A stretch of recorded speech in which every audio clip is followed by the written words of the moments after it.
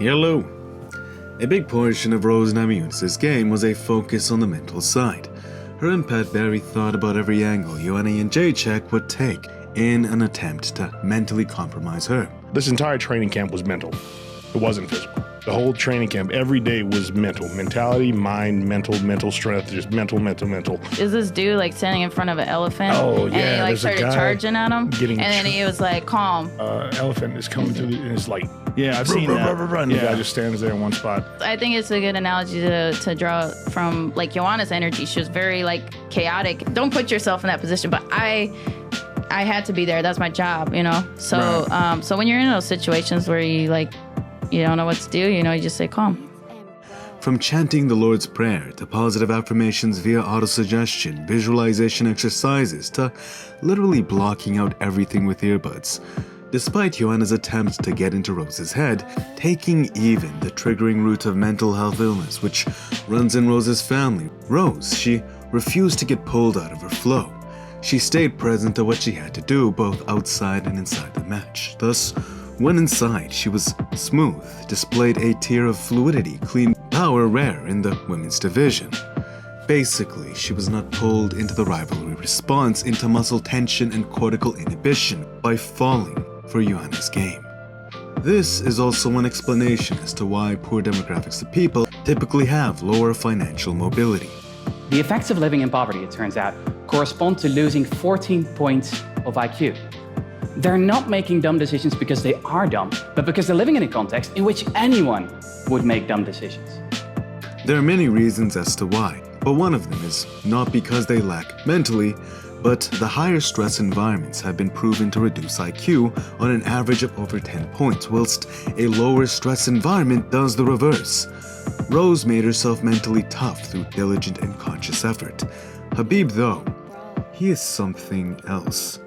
A lot of Russian martial artists have a philosophy on calmness and relaxation.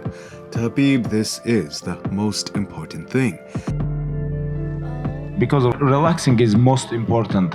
When you go to the cage, you have to fight, relax. To simply stay relaxed. But now consider the environment he's exercising this in. War-torn Dagestan, perpetual conflict between extremists, the Russian Spetsnaz, and the police. It is a war-torn world of chaos, as harsh as an environment can get. That is where he lives, what he sees, has to deal with cherished people in his life, afflicted by this turmoil on a regular basis.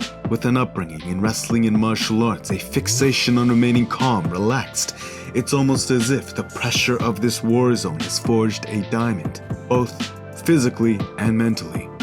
Thus it seems, nothing inside the arena could be as harsh as his normal life.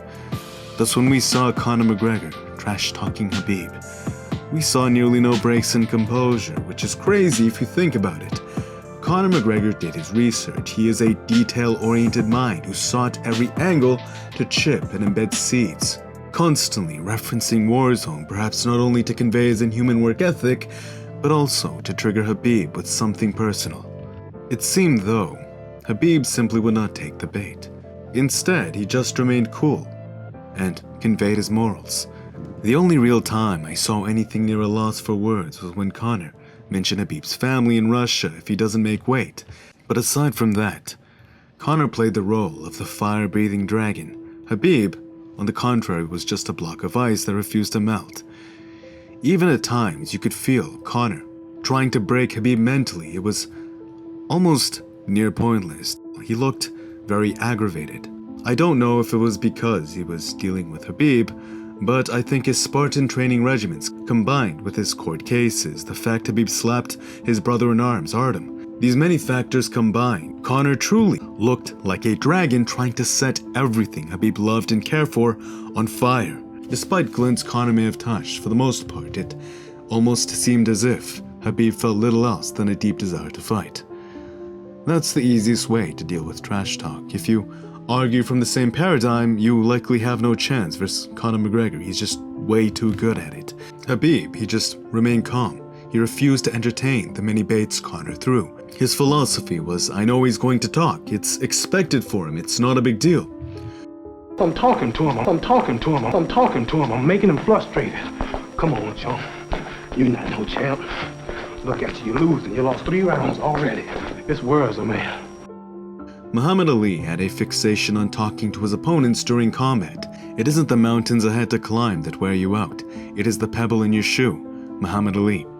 Wearing you down mentally as the fight progresses to dull your senses and decision-making process.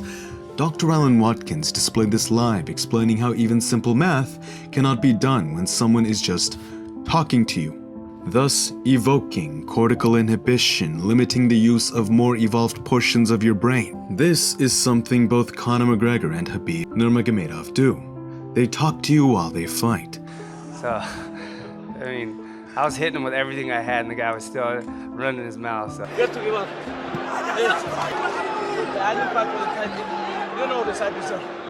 They stress you out while forcing you to play their game.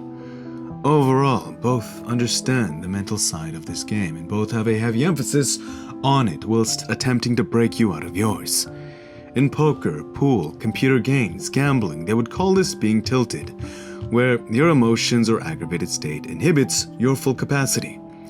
In this conference though, Conor did appear to enter aggravated, but calmed down to a more natural, relaxed poise throughout the conference, which actually shows testament to his remarkable ability in controlling his own mind. Part of it probably was in that Khabib just did not take the bait. He just did not seem to care much. He didn't look very fazed, just a block of ice who centered himself back to his core philosophy. Stay relaxed. Understanding this, Conor McGregor's trash talk may have played a significant role against Jose Aldo, who at the time looked deflated, almost defeated, before the match had even begun. But versus Khabib, it will probably be a match centered more so around their individual skills as martial artists. Because neither of them were affected mentally, really, and I doubt any of it will add weight to what they have to do October 6th. You have to consider the feat of what just happened though.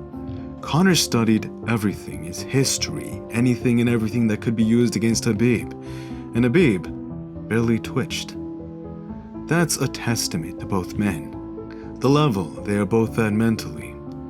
This is a ruthless game, a microcosm for what happens in the real world whilst the rest of us stare down at our phones and complain about an uneven number of hot dogs to hot dog buns. To that end, may we find it a privilege to see these two kings showcase their prowess October 6th. It is the classic striker versus grappler at the highest level of combat. I simply cannot wait. If you like more from me, please subscribe and hit the notifications. Thank you if you did. Smash that like button if you enjoyed. It's good karma. And until next time, peace.